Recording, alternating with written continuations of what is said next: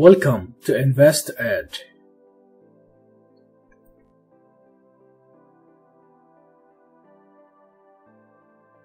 Alright guys, so welcome sa InvestEd. So today we are going to discuss my top 5 property stocks, no. So ang criteria natin dito guys ay ang moat, management, and debt ratings ng company. And konting disclaimer lang, no.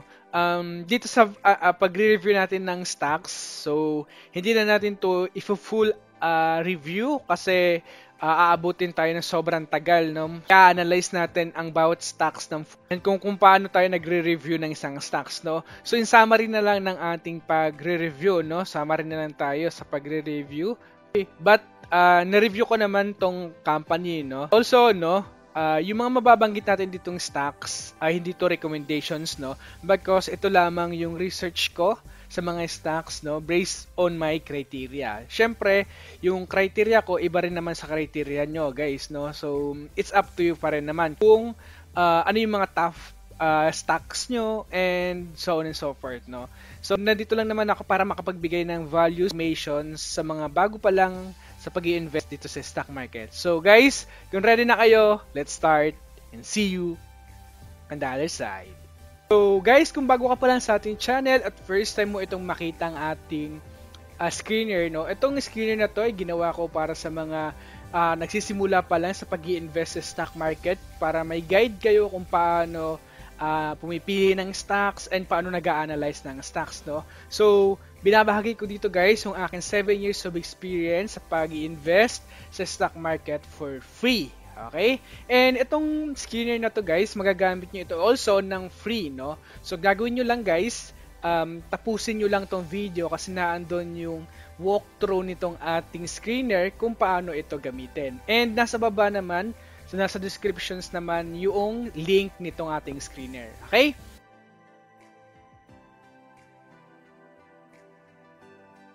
Okay guys, so yung una sa listahan ay ang companying Ali, no, or Ayala Land Incorporated, no.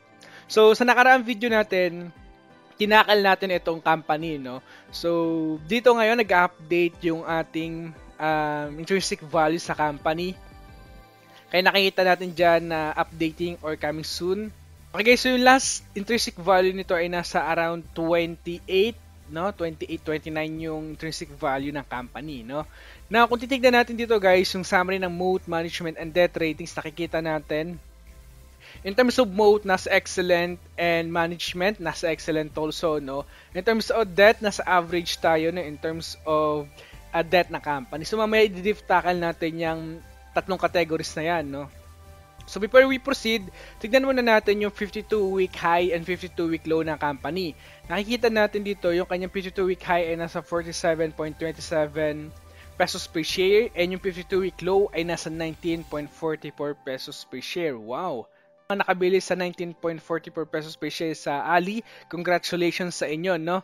And yung kanyang market capitalizations, nakikita natin dito in million ito, no?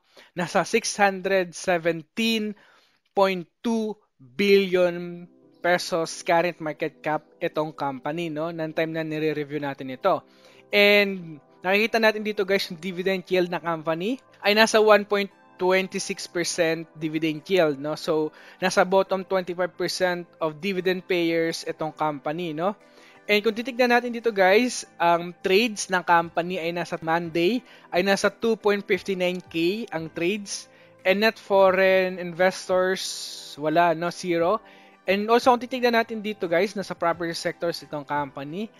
Now, kung titignan natin yung net foreign yield na company, no, for the in the 1 year trade na company, nakikita natin dito, yung mga foreign investors ay lumalabas dito sa company, no. Nakikita natin dito guys, yung nilabas ng mga foreign investors na investment nila ay nasa negative 7.4 billion pesos na investment dito sa company ang nilabas, no?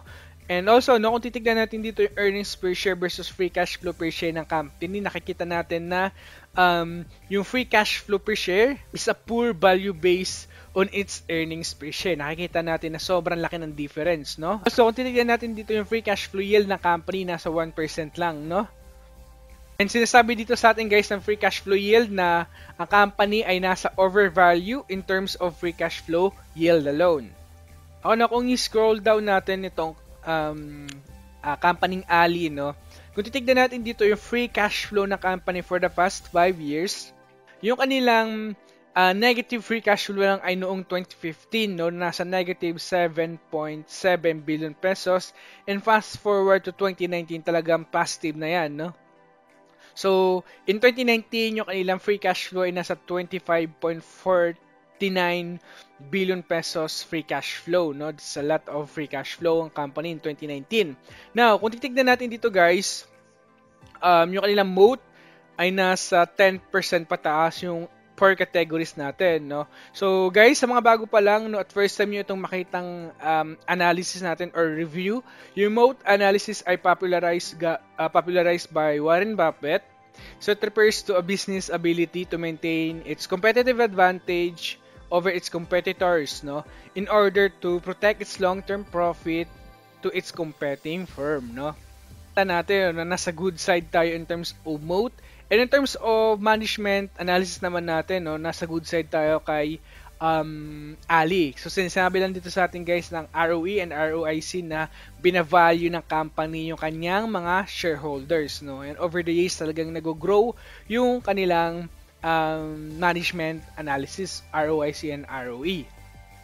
So sa mga nag-uumpisa pa lang din also, no, yung return on equity, ito lang, ang ibig lang sabihin nito, no, kung gaano kagaling ang management to handle others people's money. Now, yung return on invested capital, ito naman yung kung gaano ka-efficient ang company, no? Okay, so in addition, kung titignan natin dito naman yung kanyang debt to earnings ratio ng company for the past 5 years, nakikita natin na bumababa yung kanilang debt to earnings ratio. That's a positive sign, no? But still, yung debt to earnings ratio nila nasa mataas pa rin yan, no? Kaya yung ratings natin sa kanya ay nasa average lang. So, kung titignan natin ay nasa 5.8 yung kanilang debt to earnings ratio. So, ano bang ibig sabihin nito, no? Sa mga nag-uumpisa pa lang sa pag-invest. Ang ibig sabihin nito ng debt to earnings ratio, kung gaano katagal mababayaran ng company yung kanyang long-term debt gamit lamang yung kanyang net income. Okay? So, gusto natin makita kapag nagre-review tayo ng stocks, ay nasa 3 pababa lang yung kanyang debt to earnings. Pero dito, no, based sa nakikita natin, nasa 5.8. So, ibig sabihin, 5.8 years kayo nilang bayaran yung kanilang long-term debt gamit lamang yung kanilang net income. Okay, so overall, in terms of debt analysis natin sa company, so medyo may interest expense itong kinikater na company, no? Okay guys, no, so I guess kung gusto nyo makita yung full metrics ng company, no, nandito naman yan. Kung gusto nyo tignan, feel free to analyze and review, no, sa ating screener na ginawa, no. Okay? Kasi yung susunod na stocks ay ang company Double Dragon Properties Corporations, no. So dito, na-review na rin natin itong company, no. Nagkaroon din tayo ng full review sa company. So please, kung gusto nyo makita yung full review natin sa company, nasa video natin, no? So recently lang natin siya ni-review itong company.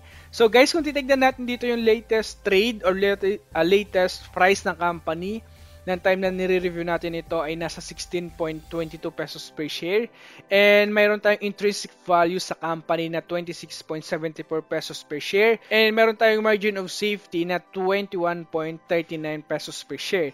Guys, sa mga nag-uumpisa pa lang, yung margin of safety, ito yung buffer natin sa intrinsic value, no, para makabili tayo guys ng sales sa company. So, paano ba ito gumagana yung margin of safety, no? Para mas lalo nating maintindihan. So, kapag yung current price ng company ay mas mababa or nasa margin of safety, it is considered a buy rating. So, ibig sabihin, makakabili tayo ng sale sa company.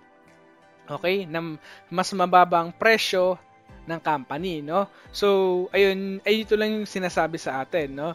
And meron tayong ratings ngayon sa company na buy ratings because yung ating upside potential ay nasa 9.48% kapag na-reach niya yung ating intrinsic value. Okay? So, yung ating moat, management and debt ratings naman sa company also nakikita natin na nasa Yung terms of moat, management ay nasa 10, nasa excellent siya, no? So, pag nag-rate tayo, 1 is the lowest, 10 is the highest, no? So, nasa highest rating yung moat and management na company. Now, in terms of debt, also nasa average din itong company, no? So, mamaya i-deep tackle natin also yung kanilang 3 categories na yan. Meanwhile, kung titignan natin dito yung 52-week high and 52-week low ng company, nakikita natin dito na nasa 22.20 pesos per share yung kanyang 52-week high and yung kanyang 52-week low ay nasa 11 pesos per share, no?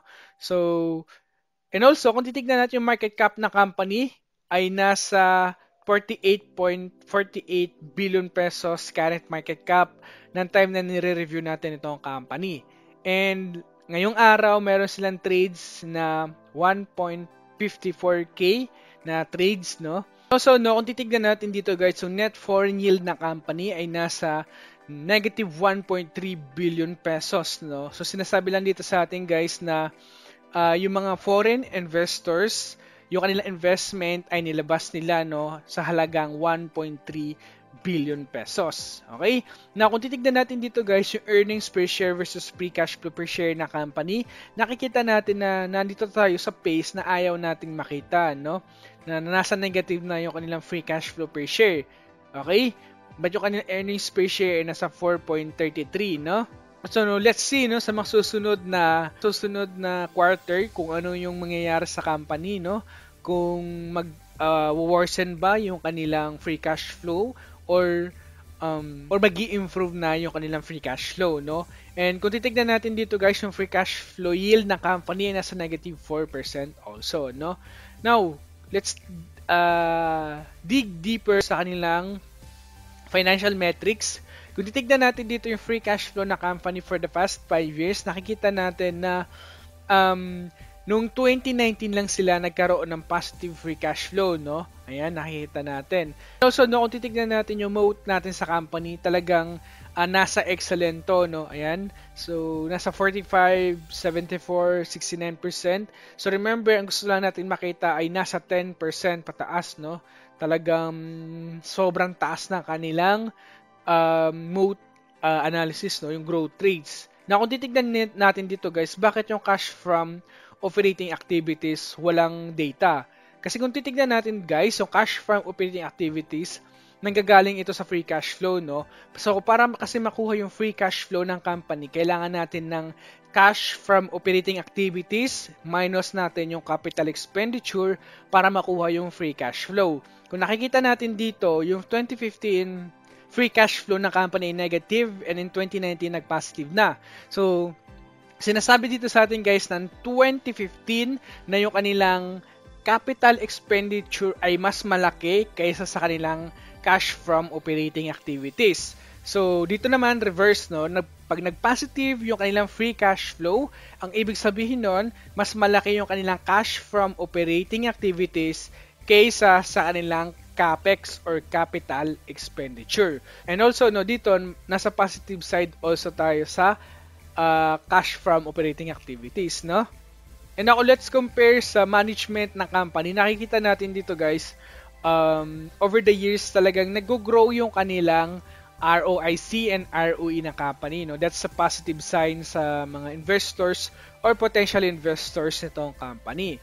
Now, kung titignan naman natin yung debt ratings na company, nakikita natin na over the years talagang bumababa na yung kanilang debt to earnings ratio, no? Nakikita natin na nasa 3.9 na lang yung kanilang debt to earnings ratio. That's a positive sign from 2015 na nasa 19.9 debt to earnings ratio and now nasa 3.9 na lang. So nakikita natin na yung kanilang interest expense ay bumababa, no? So, okay, so kung gusto niyo mapanood yung full review natin sa company, so ni-review na natin ito, no? So kung gusto niyo makita yung full review natin sa company, so nasa ating video, no? And gusto yung explore yung ibang metrics na company. So, ayan, nakikita nyo naman, no?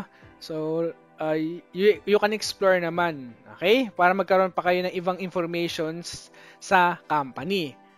Okay guys, so yung third stocks ay ang company DMW. So, currently may hawak ako dito sa company. Okay, so mayroon din tayo ditong full review sa company. Kung gusto niyo mapanood yung full review natin, so nasa descriptions natin or nasa video natin yung full review nitong company. Na kung titignan na natin dito yung management, moat, and debt ratings ng company, talagang nasa excellent also siya, no? Yung moat natin ay nasa 8, management ay nasa 10, debt ratings ay nasa 10 also, no? So, kaya tayo nainganyo sa company na mag-invest na. So, kung titignan natin dito yung latest trade na company, yung latest price ng time na nire-review natin ito ay nasa 8.13 pesos per share. Ating intrinsic value sa company ay nasa 10.50 pesos per share, no? So, mayroon tayong upside potential na 27.14% kapag na-reach na yung ating intrinsic value. So, sa mga nakukompuse, no, yung intrinsic value, guys, ito rin yung fair value ng company, no? Okay? And meron tayong buy ratings na sa company. Now, kung titignan natin dito, guys, yung 52-week high and 52-week low ng company, yung ating 52-week high ay nasa 10 pesos per share and yung ating 52-week low ay nasa 5.05 pesos per share. And kung titignan natin dito yung net foreign yield na company in 1 year trading na nitong stocks, nasa negative 182.6 million na foreign investment ang nilabas ng mga foreign investors nitong company, no? And also, no, kung titignan natin dito, guys, yung earnings per share versus free cash flow per share, nakikita natin na mas malaki pa rin yung kanilang free cash flow per share kaysa sa earnings per share. That's the positive side. Kaya tayo nainganyo na bumili din dito sa company, no? Kasi mas malaki yung kanilang free cash flow per share. So, sinasabi lang dito sa ating, guys, ng earnings per share versus free cash flow per share. The free cash flow per share is a good value based on its earnings per share. And also, no, para sa mas madaling salita, sinasabi dito sa atin na there's a pile of cash ang company, no? So, the chances are kapag mayroong pile of cash ang company, pwede pang mag-improve ang company, no? So, ayun yung tinitignan din natin dito. And kung titignan natin yung free cash flow yield ng company nasa 15%. So sinasabi lang din sa atin ng free cash flow yield na nasa undervalue ang company in terms of free cash flow yield alone, no? And sinasabi din dito sa atin na nasa solid business ang company, okay? Okay guys, so kung titignan natin dito yung management analysis natin sa company DMW, no? Kung titignan natin yung return on equity and return on invested capital, nakikita natin na nasa good side tayo, no, sa kanya. Okay, so sinasabi lang dito sa atin na vina-value ng company yung kanilang mga shareholders. And kung bababa tayo dito sa debt to earnings ratio ng company, nakikita natin na talagang over the years talagang bumababa yung kanilang debt to earnings ratio. Maganda tignan sa mga potential investors or investors ng company, no? So, yung kanilang debt to earnings ratio in 2019 ay nasa 0.2. So, sinasabi lang dito sa atin, guys, na 0.2 years kaya nilang bayaran yung kanilang long-term debt gamit lamang yung kanilang net income. Okay, so sinasabi lang dito also sa atin in summary na wala silang interest expense na kinikater masyado sa company. Okay? And also, no, in addition sa company, nakikita natin dito, guys, yung free cash flow ng company annually ay nasa 2.8 billion pesos free cash flow. And comparing to the free cash flow ng company ngayon, in the latest data in trailing 12 months ay nasa 4.09 billion pesos free cash flow na company, no? So nakikita natin na significantly nag-i-improve yung kanilang free cash flow. Okay? So that's a positive sign sa mga investors or potential investors ng company, no? So guys, kung gusto niyo mapanood yung full review natin sa company, kung bakit tayo nag-invest sa company, so nasa ating mga videos, no, sa mga previous video natin na andon yung ating review nito. Okay? Guys, so yung pang-apat ay ang company Bell or Bell Corporations, no. So nakikita natin dito, guys, yung comparison ng kanilang PE ratio, no. Yung kanilang PE ratio ngayon ay nasa 14.74 PE ratio And the PE ratio na company forecasted ay nasa 35.4 PE ratio. PE ratio ng market ay nasa 15.4 times PE ratio, no? So nakikita natin in terms of current ratio versus the market na nasa good value base pa rin yung PE ratio ng company compared to the market. Okay? So nang time na nire-review natin ito, yung current price ng company ay nasa 1.76 pesos per share and yung kanyang intrinsic value ay nasa 1.14 pesos per share. So above na siya. Yung current price ng company ay above na doon sa ating intrinsic value. Kaya yung ating ratings ay nasa hold positions tayo kay Bell Corporations. Na kung titignan natin dito yung moat, management, and debt ratings ng company, so overall, nasa excellent tayo sa company. Nasa excellent ratings ang company, no? In terms of 3 categories na yan. Now, so, mamaya i-diff tackle natin yan, yung moat, management, and debt ratings ng company. So, dumako muna tayo sa 52-week high performance ng company and 52-week low performance. Nakikita natin dito, yung 52-week high ng company ay nasa 2.02 pesos per share and yung 52-week low ng company ay nasa 1 pesos per share. And currently, nire-review natin itong company. Yung kanyang current market cap ay nasa 17.2 billion pesos current market cap.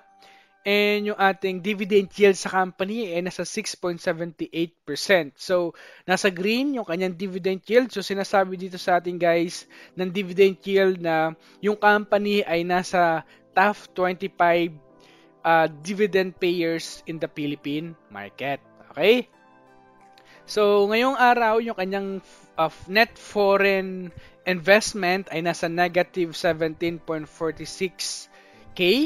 Okay? And yung net foreign yield ng company in 1-year trade ay nasa negative 9.9 million net foreign yield. Okay? And also, no, kung titignan natin dito guys, yung earnings per share versus free cash flow per share ng company, nandito tayo sa pace na ayaw nating makita, no, na negative na yung kanilang free cash flow per share. Also, yung kanilang free cash flow yield, no? So, ito lang ngayon yung downside sa company, no? Okay, so kung titignan natin dito yung performance na company for the past 5 years, kung titignan natin dito yung free cash flow na company over the past 5 years, talagang positive, no? And still growing, continuous growing yung kanilang free cash flow.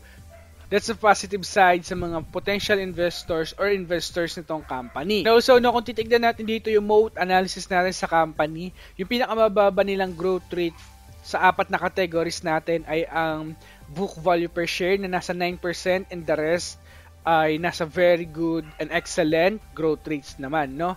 And also, kung titignan natin dito guys sa management analysis natin, so nakikita natin dito na continuous stable naman yung kanilang management analysis, yung return on equity and return on invested capital. So, nakikita natin dito yung debt to earnings ratio ng company for the past 5 years.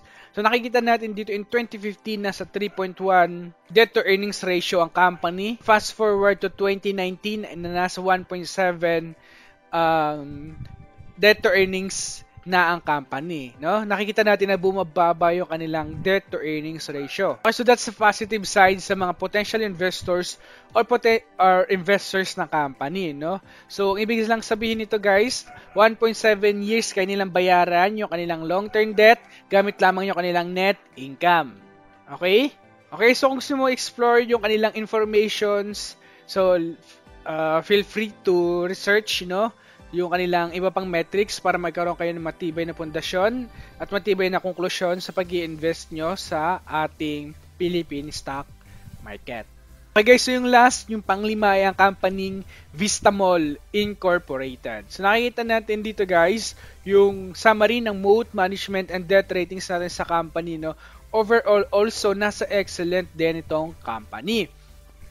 Now, kung titignan natin yung kanyang latest price, ng time na nire-review natin ito ay nasa 4.69 pesos per share and yung ating intrinsic value ay nasa 11.21 pesos per share. So medyo mataas yung ating intrinsic value sa company. And also, no, yung ating ratings ay nasa buy tayo nasa buy ratings tayo sa company. And meron tayong potential upside na 138.52% kapag na-reach niya yung ating intrinsic value. Okay na, kung titignan natin dito guys, yung kanilang performance 52-week high and 52-week low. Yung kanilang 52-week high ay nasa 6 pesos per share and 52-week low ay nasa 3 pesos per share, no? Kung tinignan natin dito yung earnings per share versus free cash flow per share ng company, nandito tayo sa stage na gusto nating makita, no, na mas malaki yung kanilang free cash flow per share kaysa sa earnings per share. So nangangahulugan to na there's pile of cash meron na company and there's a potential to grow pa itong company, no? That's a positive side sa mga investors or potential investors na company. Now, in terms of free cash flow yield, sinasabi dito sa atin na ang company ay nasa solid business, but in terms of free cash flow yield alone, nasa overvalue ang company in terms of free cash flow yield. Okay, so kung titignan natin dito yung free cash flow ng company for the past 5 years, ayan, no? So, talagang significantly nag-grow yung kanilang free cash flow from 2015 na nasa 53 million lang yung kanilang free cash flow, and fast forward to 2019 na nasa 2.5 billion pesos free cash flow na ang company. That's a positive side sa mga investors nitong company, no? And kung titignan natin dito guys, yung moat ng company, okay, nakikita natin na over the years talagang nag-grow yung kanilang moat, no? And kung titignan naman natin dito also guys yung return on equity and return on invested capital, talagang sinasabi dito sa atin na binavalue ng company also yung kanilang mga investors. That's a positive sign, no? Okay, now let's take a look sa kanilang debt to earnings ratio. Nakikita natin for the past 3 years, no? Nakikita natin na yung pinakamataas nilang debt to earnings ay nasa 2.9, ang pinakamababa ay nasa 1.8 noong 2018 nila nakuha yan. And now in 2019 nakikita natin na nasa 2.6 na yung kanilang debt to earnings, no. So nakikita natin na okay pa rin naman yung kanilang debt to earnings, nasa 2.6 pa rin, no. So, sinasabi lang dito sa atin guys na 2.6 years nila kayang bayaran yung kanilang long-term debt gamit lamang yung kanilang net income. That's a positive sign sa mga investors or potential investors na company. So, sinasabi dito sa atin guys na wala sila masyadong interest expense also na kinikater sa company. Okay? Okay guys, so kung gusto nyo i-explore yung iba pang informations and metrics ng company, so feel free to research dito sa ating screener, no, para makagaroon kayo ng iba pang information sa mga stocks na gusto nyong pag-investan or gusto nyong i-review, no. So dito niyo mahanap sa ating channel. And nakaganda dito guys, it's completely free, no. So guys, hanggang dito na lang muna yung ating pagre-review sa ating top 5 property stocks, no, for 2020. So maraming salamat sa inyo, and as always, invest wisely and see you on the other side. Hello guys, maraming salamat sa panonood. Sana marami kayo natutunan sa video na to. So kung hindi pa kayo nakaka-subscribe, so please subscribe and hit the notification bell para updated kayo sa mga videos na parating at marami pa kayong matututunan sa channel na ito. So maraming salamat.